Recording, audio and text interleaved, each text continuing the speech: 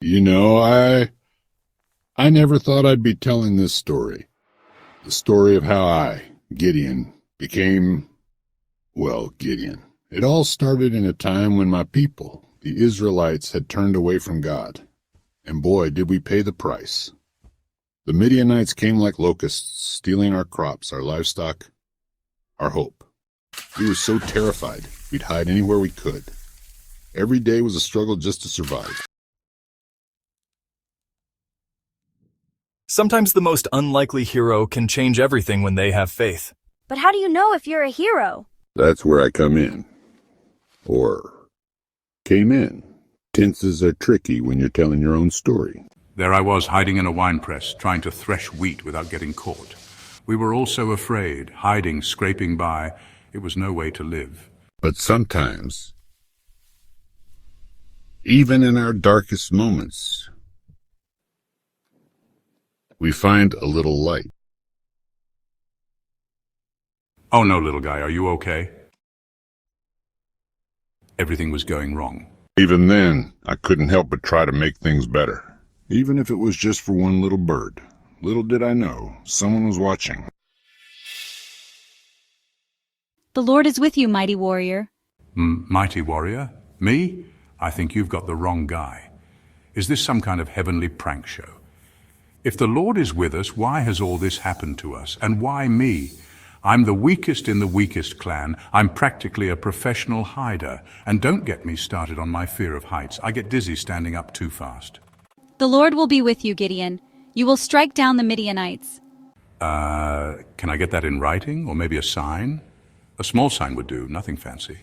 Very well, Gideon. Prepare an offering, and you shall have your sign. An offering? Okay, I can do that, I think. Just don't go anywhere, all right? Little did I know that request for a sign would lead to one of the strangest tests of faith in history.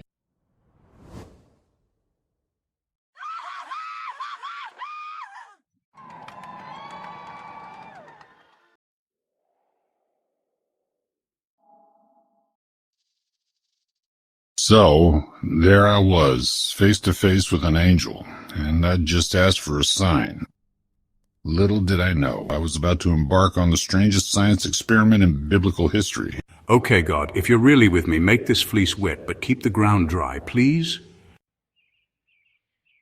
It's soaking wet. Okay, I'm convinced, maybe. You know, God, when I asked for a sign, I didn't expect a shower, but I appreciate the thoroughness. I know, you'd think that would be enough, right? But no, I had to push my luck. God, one more test? Could you maybe keep the fleece dry this time, but wet the ground? Sorry for being a pain.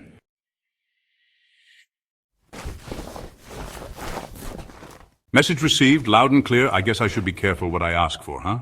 With that out of the way, God gave me my first real task. And let me tell you, it was a doozy. God told me to tear down my father's altar to Baal. I obeyed, but did it at night out of fear. When I tell you I was really scared, hushed voice. Okay, nobody saw that, right? Right, God? We're good? Oof. But I did it and obeyed God. It was strange. The more I talked to God, the more I felt like I was chatting with a friend. A really powerful, all-knowing friend, but still. How's this, God? Leaderly enough? Or maybe this one. I'm going for confident but approachable.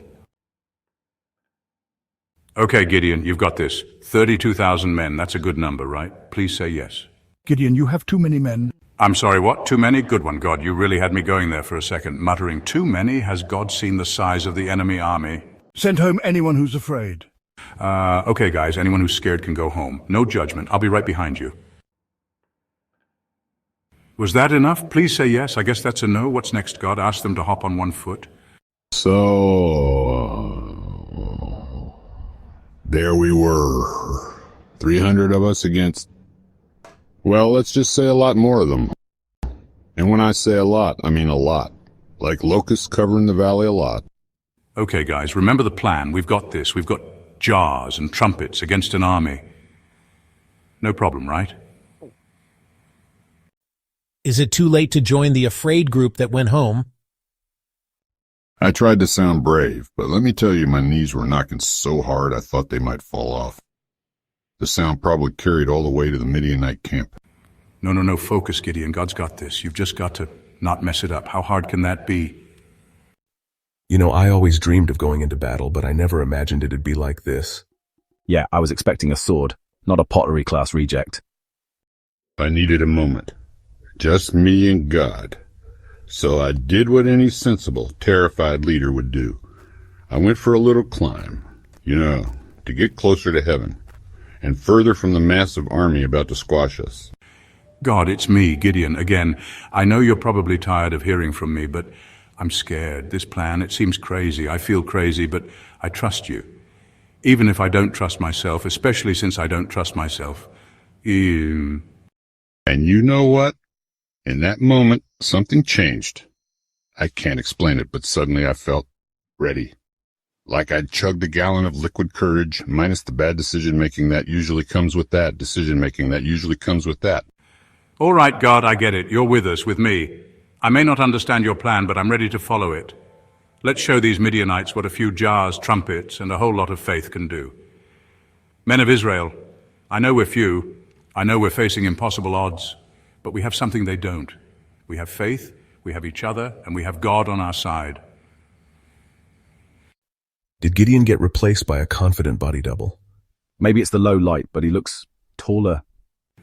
Nope, still me, just with a little divine courage boost. Now, who's ready to make some noise?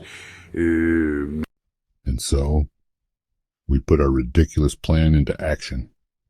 Jars, trumpets, and all. I still wasn't sure if we were going to save Israel or just put on the world's weirdest concert. Okay, on my signal. Now! A sword for the Lord and for Gideon. And then it got weird. And when I say weird, I mean pinch me, I must be dreaming weird. They're everywhere. Who knew the Israelites had so many men? And why are they all shouting about Gideon? It's working. It's actually working. Keep it up, guys. We're winning, I think. Thanks for the confidence boost, God. And for everything else, too. Especially for having a better plan than I ever could.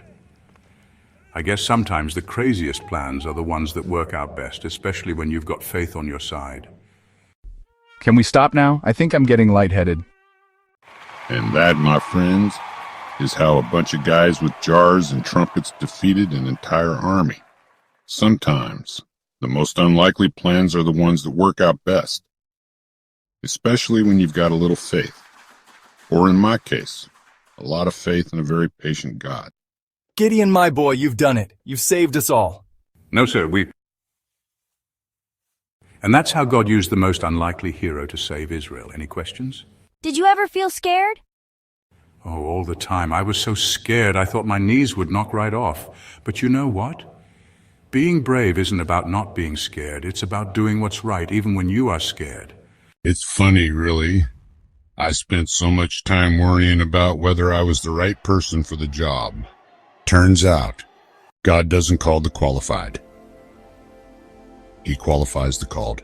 The real hero of the story isn't me, it's faith. Faith in God, faith in each other, and faith in yourself. Even when yourself is a bit of a mess. Do you think I could be a hero someday?